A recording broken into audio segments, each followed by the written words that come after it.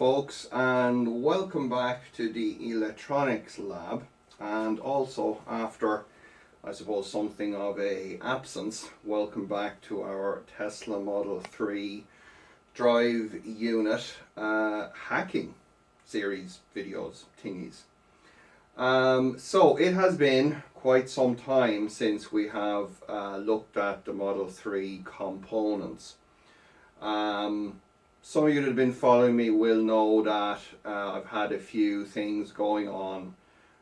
In the meantime, the virus changed a lot of plans that I had, and I've had to spend the last couple of months pretty much working on some of the car projects just to take advantage of some fine wet weather and things like that. Fortunately now we've gotten back to the point that we can actually start looking back at the Model 3 parts. And for about the past week now, I've been back working heavily on the rear and the front drive unit inverters. And we will be talking about where we're at in this particular episode. A few other things that I'll just touch on will be the BMS system, where we're going with that, but that'll be later on in this episode. So first thing that I'm going to do is just give a little bit of a kind of a recap. So as you will know, we have a rear and a front Model 3 drive units from a 2019 car. I believe, if I remember correctly, we've been concentrating on the rear drive unit because it kind of had the mysterious motor in it. The front is a pretty much plain Jane induction machine. So at least I'm assuming that we won't have any problems with that. Up to now, what we have done is we have successfully ran the, I guess it's called the reluctance motor in the rear drive unit using an external Toyota Prius inverter just to prove that we can indeed run it with the open inverter FOC system. And as you will have seen in a previous video, we did that quite successfully. So that basically opened up the last, I suppose, gate for me to go back to look at the original Tesla inverter to begin to modify that and to continue the reverse engineering on that we will need to basically take the original inverter, modify it, put it back so that the drive unit goes back together as a whole unit and enable it to run in other vehicles, you know, primarily I suppose EV conversions.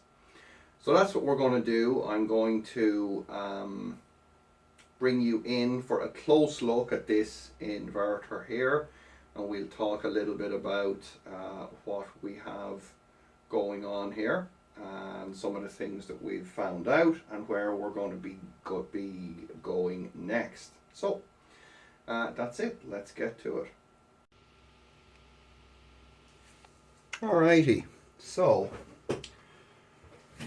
here we have our main rear drive unit inverter, and I guess most obvious thing that you're going to see is that we've these two little boards and these red wires going around to various parts of the inverter. Now I am going to talk about why we are choosing this particular route later on in this video. But for now we're just going to explain the technical aspects of this here. So what we're doing basically, and I have described this before, but what I find is that I don't know whether it's how the whole PooTube video recommendations thing works or what, but people just seem to watch one episode of something that I'm talking about and then not check up and see why we actually arrived there. So what we have here is our Model 3 inverter, and it's all built on one PCB. And there's a TI microprocessor underneath this board here that originally performs all of the controls. So what we do here, and again, please bear with me, I will talk about this very soon. But what we do here is we basically take the reset pin of that microprocessor and tie that to a pin on our modboard here that basically holds that processor in a permanent state of reset. And that then allows us to come along with a board like this one that has our STM32 microcontroller and some support circuitry on it, which is basically a kind of a miniaturized version of the open inverter system, and mount this on our PCB and then bring off our various tap wires here to locations on the board that either provide signals to or take signals from some of the existing Tesla components, and allow us then to run this inverter with our completely open source software that runs on this STM32. Now, what you see here is very first go at it, and additionally we encountered some problems, particularly with the resolver excitation. So that's why we have this little bit of a bodge board here. Now I want to emphasize that this is purely for prototyping and testing. In fact, I have already, as of the time that you will see this video, designed this circuitry here into the PCB, so you will not have any of this garbage here. The problem that we encountered was that in order to use the Tesla resolver exciter amplifier, which is this large chip here, it required some let's say pre-processing and pre-amplification before it would accept that signal. Primarily it needed to be a particular amplitude, needed to have a particular offset. There'll be details of that on the thread on the Open Inverter forum for people that are interested in the more technical aspects. So that's what this little board does here. Provides that signal processing that then lets us feed directly into the Model 3 resolver amplifier chip, and then we can use all of the Tesla resolver circuitry and just feed our sine and cosine signals from these 2 points back into our board here, and we get we now get perfect resolver signaling into our STM32. So basically, when we have the V2 board come in the next few weeks, we'll be getting those design files off to JLC PCB in the next few days. All of this here will be gone, and we'll just have our 3 connections here. So you see this wire, and this wire will just go to points on the board here, and they will be providing excitation, sine and cosine signals from the resolver. So what you see here is pretty much then the vast majority of the tap wiring that needs to be done to tap into the Model 3 circuitry. This board here is probably going to stay that size. It could potentially be made smaller. What I would need to do if I was going to do that would be probably to go to double-sided SMD placement. And there's two reasons that I don't want to do that. The first is that JLC PCB only place components on one side. And the second is that I don't want any components on the back of the board that could potentially find their way into contact with components on the actual Model 3 board itself. So that's where we're at. So the plan is then once we have the V2 in here, we'll just wire this all up and put it back into our drive unit and start running it.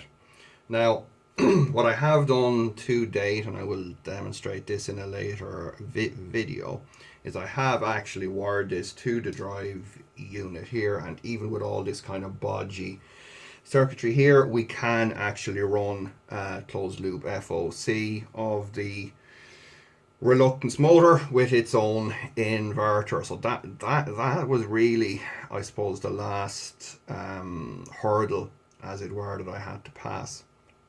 Now, when it comes to giving people instructions on how to do all this, I will make a super boring video, probably at least 2 parts, where I will go through each and every connection.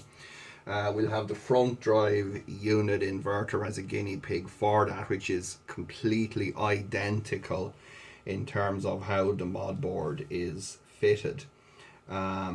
The only differences between the two will be software and some parameters. So I will go through every connection, how to make them, where to connect them, and so on. So that's the state of play with our inverter. We have control of the PWM. We can receive the current sensors. We are sending and receiving CAN using the original Tesla CAN transceivers. We're doing the resolver, excuse me, using again the original Tesla circuitry. We are taking heatsink and stator temperature. And the last thing that I need to do, which I'll be doing on this little bit of a bodge board here just to prove it, will be tapping into this chip here, which provides our high voltage DC bus monitoring. So everything else comes out of the normal connector here. There'll be no modifications, there'll be no extra wires coming out. All of the signals will come through the existing Tesla wiring connector here. So a couple of things that are worth mentioning here. There'll be 2 installation methods. One will be CAN control, so pretty much you will be able to control the inverter solely via CAN messages. There'll be no analog signals needed. And the second installation method then will wire up some of those analog signals, so like throttle pedals and brake signals and all that, directly from some of these tap points here up to points on our mod board. So that's where we're at here. Like I said, this is just pretty much an overview of where things stand at the minute. So what I'm going to do now is I'm going to talk to you about the why we are at this particular stage, because as I say, this is something that tends to raise a lot of questions, and I want to just address that.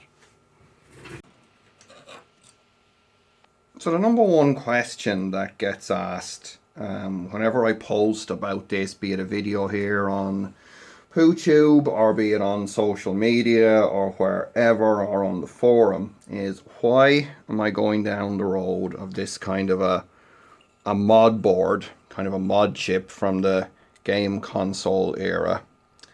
You know, why are we doing this if my camera would only, for phone I should say, would only focus?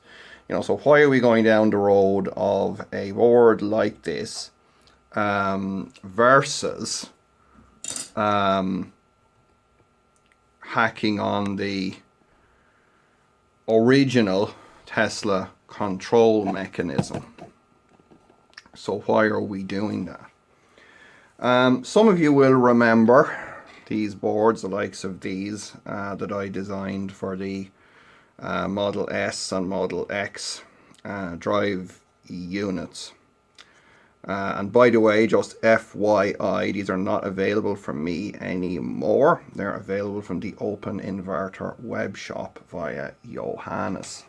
He's taken that over to give me some bandwidth, I guess primarily to do this crap. So, why are we doing this? Why don't I just hack the CAN messages and run the inverter as is? So that's the first question. And the second question then that pops up is usually a follow-on from that, which will be something like, there will be a statement of something like, oh, well, you can never achieve the same efficiencies or power as the Tesla mechanism and so forth. And the third one then that is definitely going to follow on from that, I know, will be, oh, what about all this wiring mess here? This is going to explode and destroy the drive unit and so forth. So I'm going to address those straight away here and hopefully provide some reasonable answers. Now, in order to answer that question reasonably, we need to understand that when it comes to this whole Tesla hacking arena, it brings with it, it's like kind of Get Smart, where the cone of silence comes down and nobody wants to talk about anything. And the excuse that they give is, oh, well, I'm building a business around this. Okay. And I suppose from my point of view, the less said about that, the better. Because, let's say I've had some encounters with the products of some of that mindset, and it's not particularly good. To me, a much more reasonable excuse for not sharing stuff more widely is that if one does, it makes it, you know, almost trivial for Tesla to wipe that kind of exploit that you've found out. So you're back to square one very rapidly. Because what we have to remember is that Tesla are very much not a traditional car company. They're much more of a kind of a Silicon Valley software startup versus a car company. And so they've got a lot of things like software updating over the air and all this kind of thing going on. But anyway, so we don't share. That seems to be the default setting for people involved in this. So,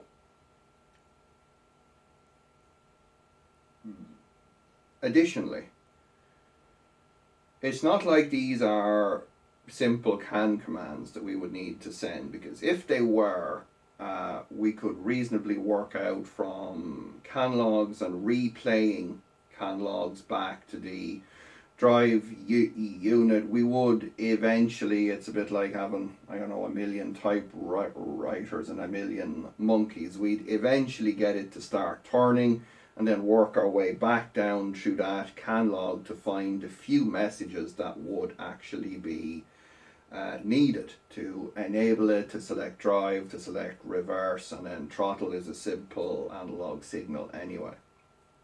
But it's not that straightforward with these, because like later versions of the Model S, Model X inverters, and particularly the inverter firmwares, what they implemented was what is kind of, I guess, called the immobilizer. And what it is a very simple, well, it's a simple to talk about challenge response between the car, between one of the modules in the car, and the control chip in the drive unit. And it's basically the car checking that this is the correct drive unit for that car.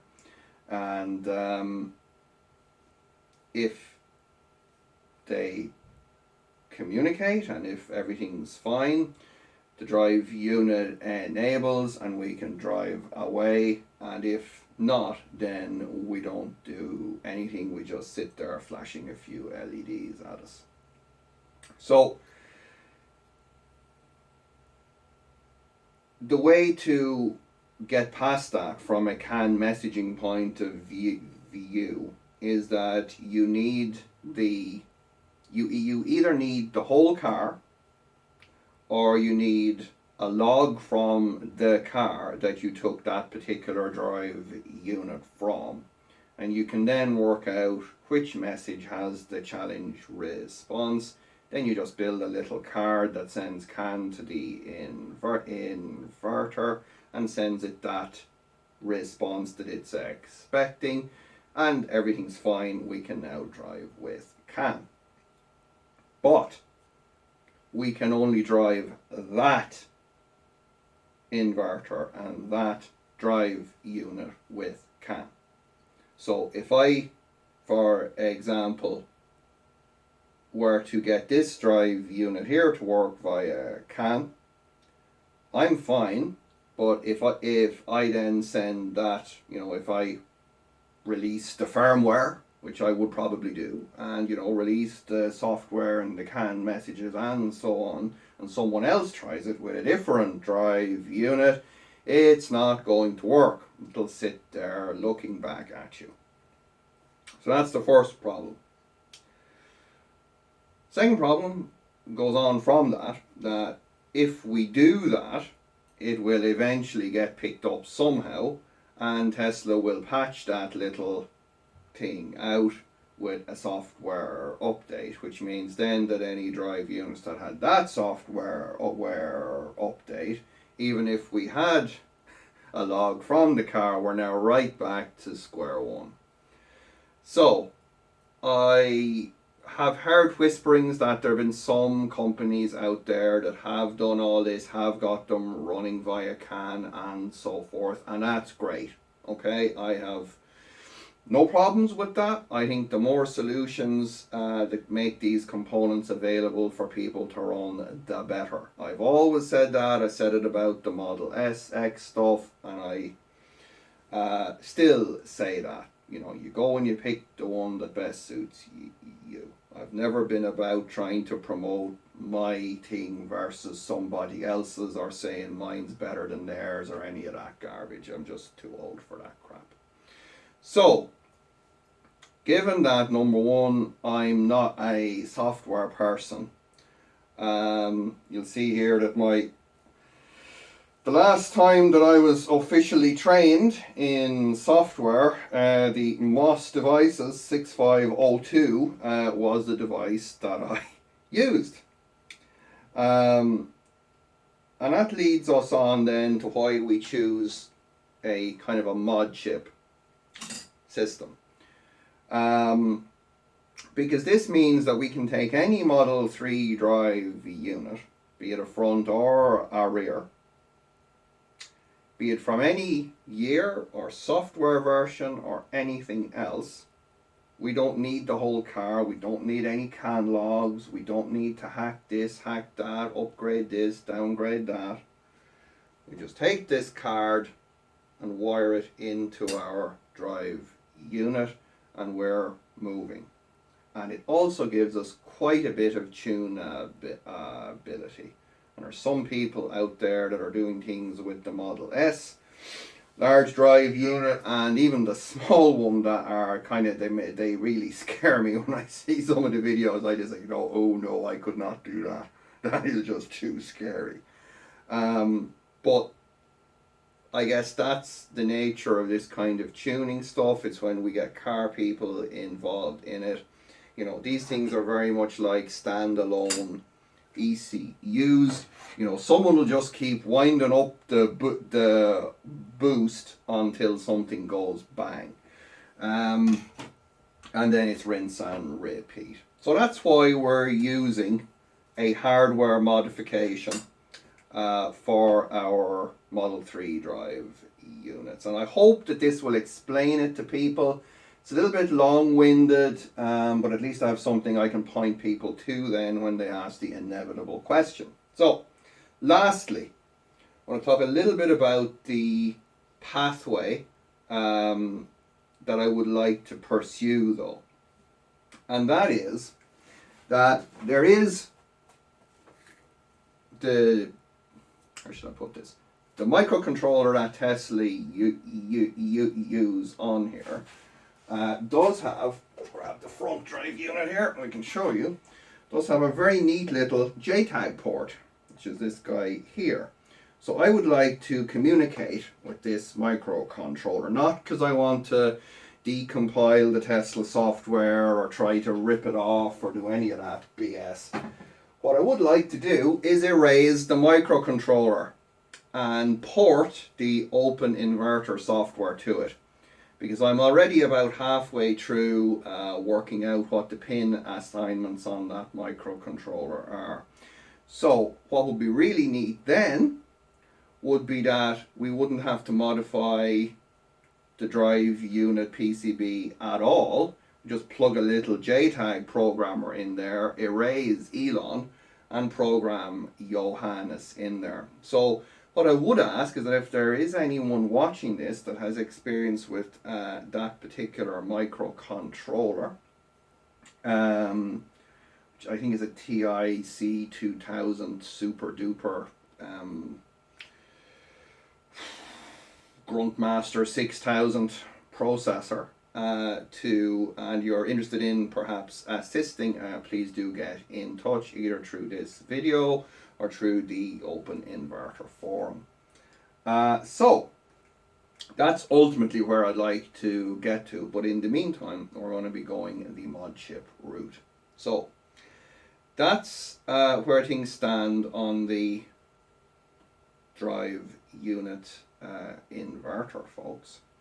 Next time you will see this, we'll hopefully have a V2 board installed in both of the inverters, have this guy put back on the drive unit and be spinning it with a throttle pedal, so do stay tuned for that. Lastly, I want to give you a quick little update on the BMS. BMS development did stall, again just because of my own time constraints and demands. I'm just one guy, but also because of test equipment. You saw there in some of those videos that I had some pretty amazing scopes and test gear. They were not mine, I stress to point out, they were on loan. So basically until such time as I had a 4-channel scope with SPI decode, I was kind of in a bit of a dead zone with the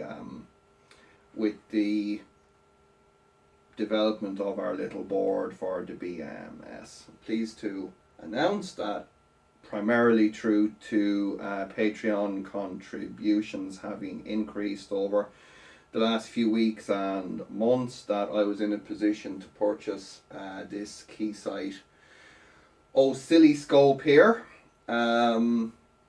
which I am very pleased with. I've been just using it over the last few days here just on the drive unit resolver workings. So we will be back to the BMS soon now that we have this guy here. Unfortunately, it's just the nature of, I guess, what I do, that it's not something that I get any kinds of sponsorship with. Like, I don't get Keysight giving me free test gear and stuff like that. So stuff has to be purchased at, you know, fairly close to retail price anyway, and that takes time because I have to save up for it. So this is my baby now. So we will be breaking that out soon in much more detail in a Model 3 BMS video. So I'm going to leave it there, folks. This one's probably already gone on way too long. But I hope you've enjoyed this, and I hope that I've helped to straighten out some of the very common and very repeated questions that I get asked about why we're choosing this particular route. So that's it for now. For further info, check the links in the description for the Open Inverter forum and GitHub. And also, if you want to buy me some more nice test gear so that I can do more of this craziness, please do consider supporting me either via Patreon or PayPal. And again, there'll be links in the description to that.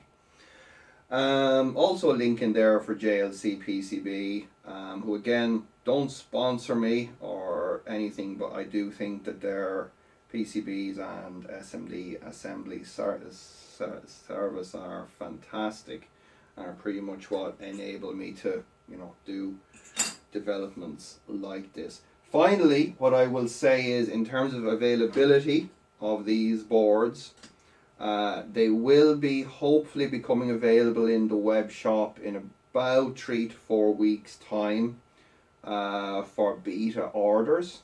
So that'll be for people that are pretty much prepared to do what we're doing here, and then they'll be on more general release that once we get a few of these out there spinning. In terms of open sourcing, what we will be doing here with the design files for these boards for a period of time will be available only on Patreon. But there will be schematics and PCB layouts freely available on GitHub as of the next few days. Software firmware, of course, is Johannes's domain, and that is, to the best of my knowledge, again, completely open source. So that's it, folks. I'll wrap things up there, and we will see you in the next episode. Until then, don't forget to dislike, do not share, unsubscribe if you have already subscribed, which I can't think why, but just in case you had a slip of the mouse click, make sure to unsubscribe. And until we see you again, happy Model 3 inverter mod chipping.